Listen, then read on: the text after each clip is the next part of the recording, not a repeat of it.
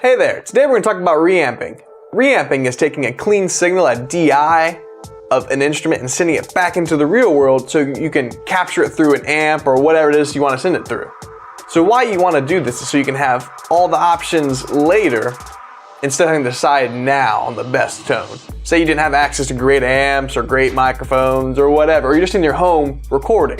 You can capture that clean signal, take it into a studio or send it out somewhere, and they can reamp it and get the tones you're looking for. So the first thing you need to have is an output from your audio interface into an amp. Now, typically you want to use a reamp box if your audio interface doesn't have a reamp out, and that just sets the impedances to match what a guitar head or whatever would expect. So in the software, you want to set up the output of the track to be that physical output of your audio interface. For example, my Apogee Ensemble has a dedicated guitar reamp out, and so I assign that track I want to reamp out to that.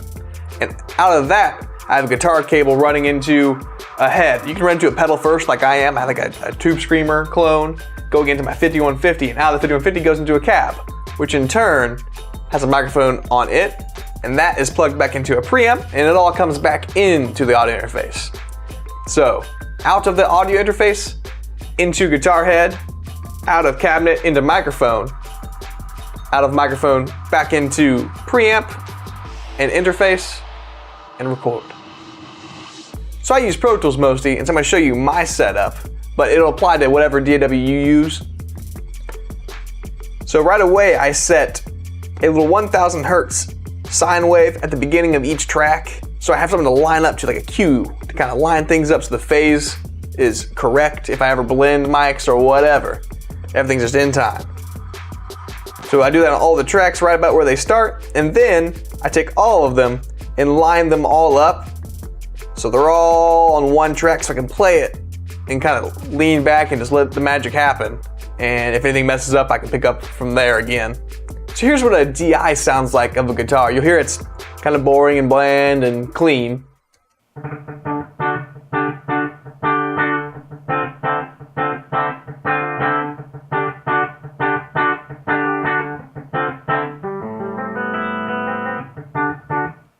And here's what the reamp sound is.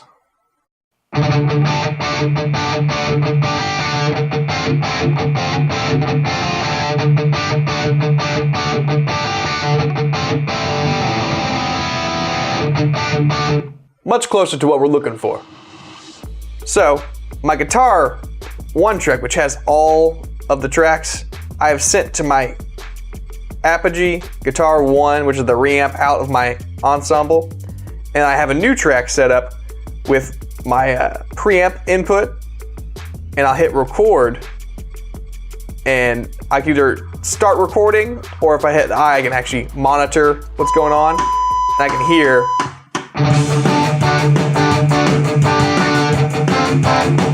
everything together. So let's just hear just the reamping signal. So here's that guitar.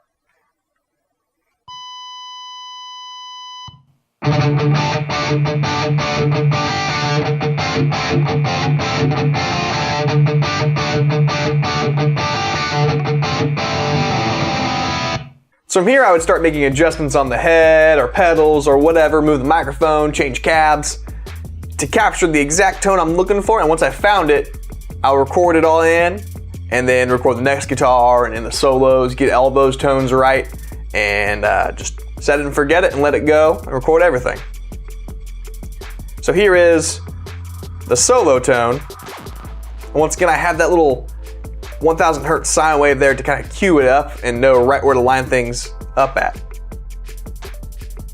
So it's gonna play it through, and here comes the solo.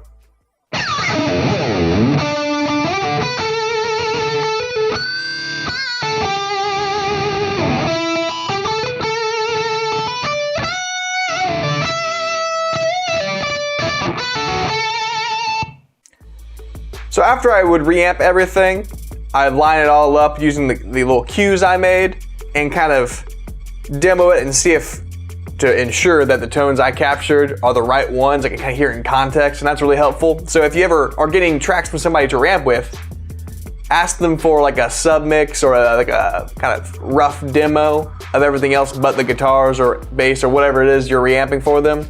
That way you can have a context for everything to fit into. So that's how to reamp, an example of why it's good practice to always take a clean DI signal of the guitar and bass while tracking so that later you have the option to reamp. So thanks for joining me, and if you want to watch more how-to videos, check us out on YouTube or Facebook, or go to icb.edu.